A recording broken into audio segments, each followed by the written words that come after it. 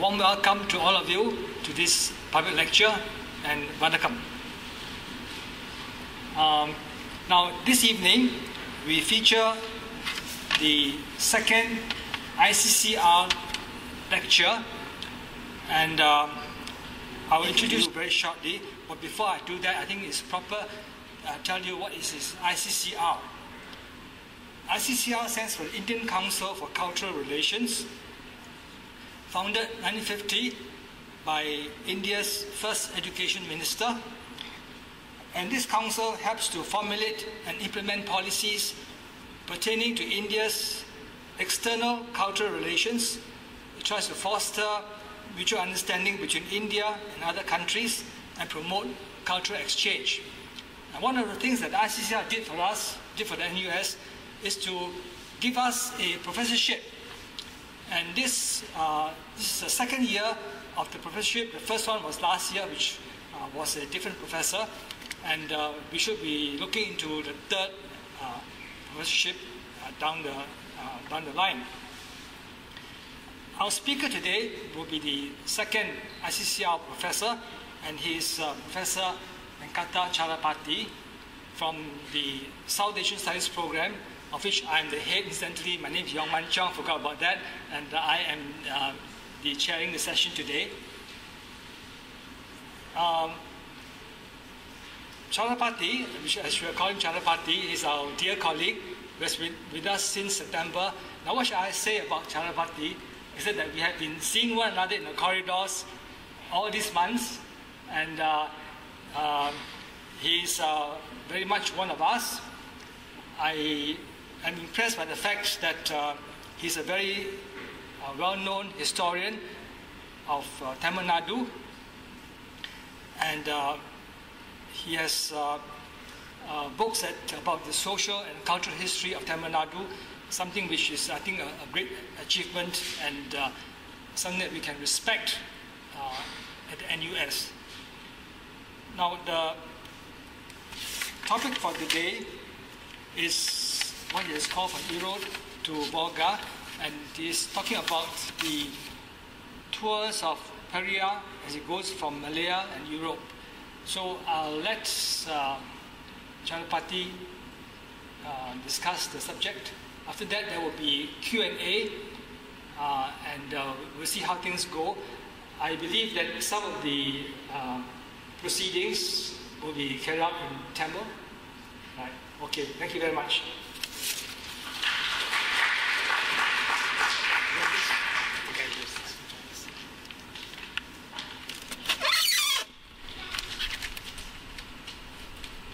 Vanakkam. Thank you very much, Professor Yong Man Chong. It's my privilege to be giving the second ICCR public lecture. And before I actually start on this presentation, I owe a few words of thanks. My first thanks must go to my colleague Gyanesh Kudaisya for taking the initiative and first sounding me out about coming to Singapore. Later, Muncheong took the effort to come to Chennai along with Gyanesh to familiarize me with the NUS and to take the steps further towards my taking up this chair for this year. I must also thank the ICCR for making this appointment, and especially the Indian High Commission here for facilitating everything. It's my duty to thank Dr. Raghavan, the High Commissioner, and the Deputy High Commissioner, Mr. Namgyal, who is here today, and also Mr. Devashish Chowdhury, who has been facilitating everything with the High Commission. At the department itself, it has been my privilege to have Rahul, Rajesh, Vishnu, Dr. Thinnappan, Andrea, and others to have as colleagues. And I have also had the privilege of having excellent students. Some of them are here. And of course, what would be the South Asia Studies program without the excellent support provided by Jana and Hamida. With these words of thanks, let me right away plunge into this evening's talk. This talk draws from a long-term interest in the history of the Dravidian movement, especially Periyar. Periyar was, of course, Periyar doesn't need much introduction to Singapore and Malaysia. He has been a very big presence here.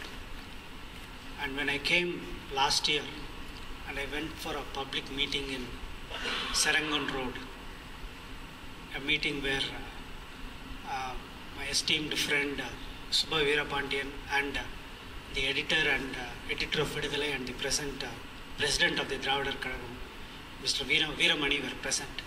I was amazed by the crowds in that meeting hall. Something like 800 or 900 people were present in that meeting. That, to me, made manifest the impact that Periyar had in Singapore and Malaysia. The focus of today's talk is about Periyar's tours. Periyar made 3 overseas tours in his long life. He came to Malaya, what was then Malaya, in 1929 and 1930. That was for a month.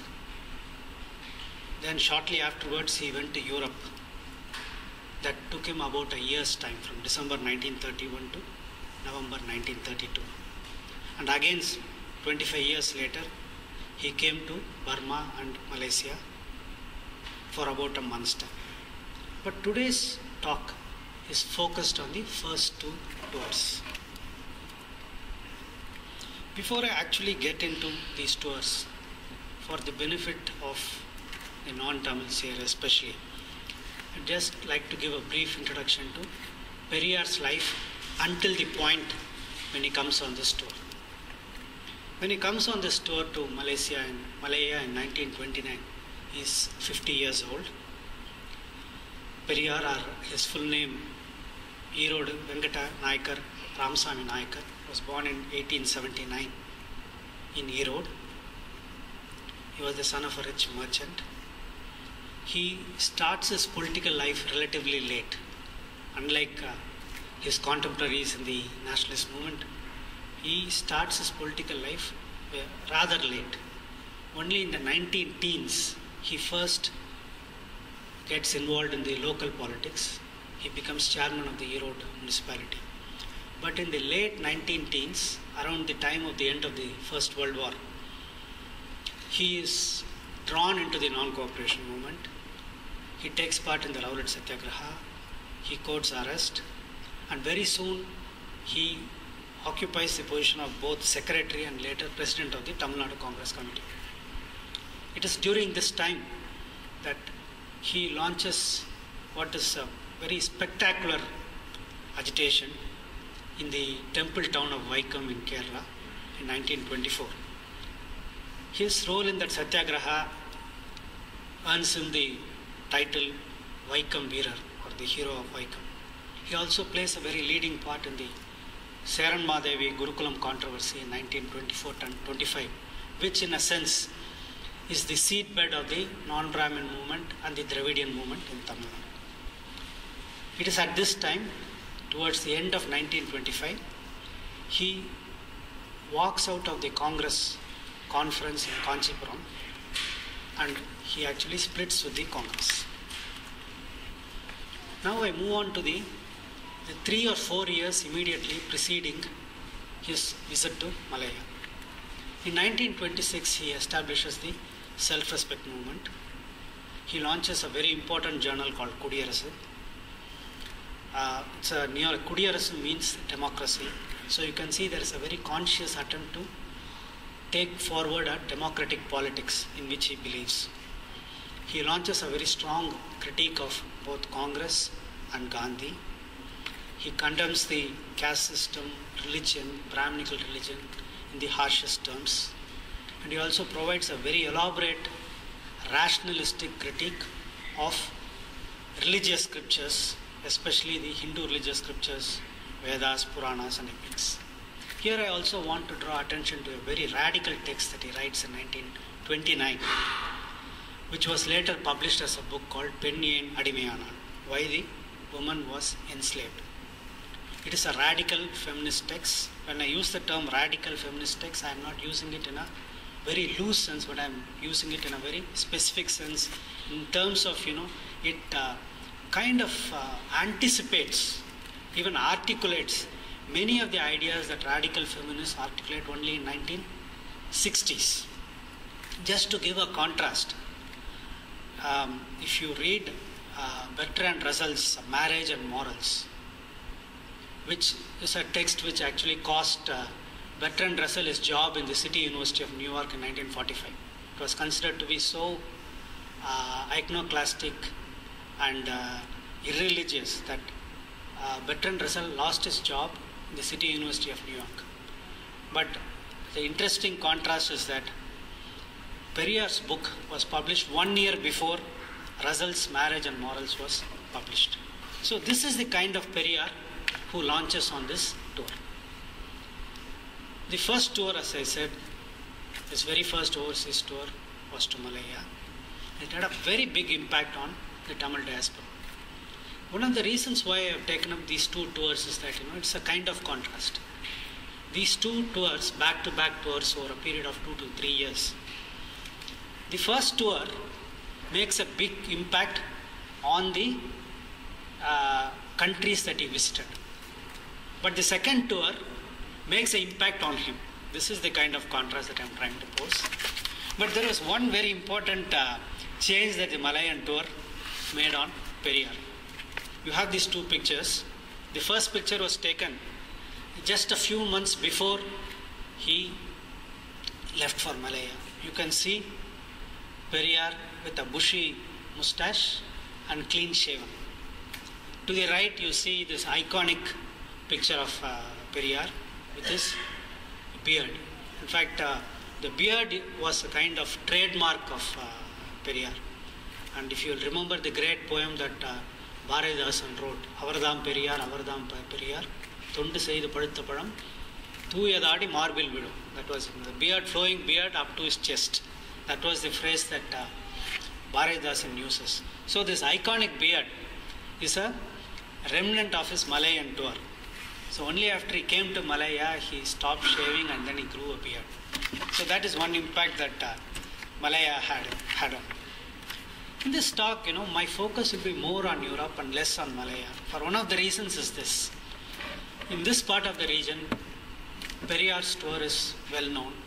And in fact, to talk about this particular tour here would be to quote one of Periyar's very favorite proverbs. This, Pirandha vittu perumaiye annanidam solvadu maadhiri. Like a woman who spoke of the glory of her family, or the family in which she was born, to her own brother. It's like that. So I'll keep low key as far as the first part of the tour goes. But there are also other accounts of Periyar's tour to Malaya. We have, for instance, Mr. Veeramani's book, Malaysia Will Periyar, which was published in 1979. And very interestingly, Periyar's very first biography, published as early as 1939 by Swami Chidambaram, provides a decent account of this tour. That is very important because Swami Chidambaram accompanied Periyar on this tour. But at this moment, you also have to look at the other sources. Unfortunately, Tamilavel Ko Sarangapani, who was heavily influenced by Periyar and his movement, who transformed the Tamil movement in this part of the world. His Tamil Murasu was launched only in 1935. Unfortunately, the journal that he was running at that time, when Periyar was visiting Malaya, the journal Munnetram,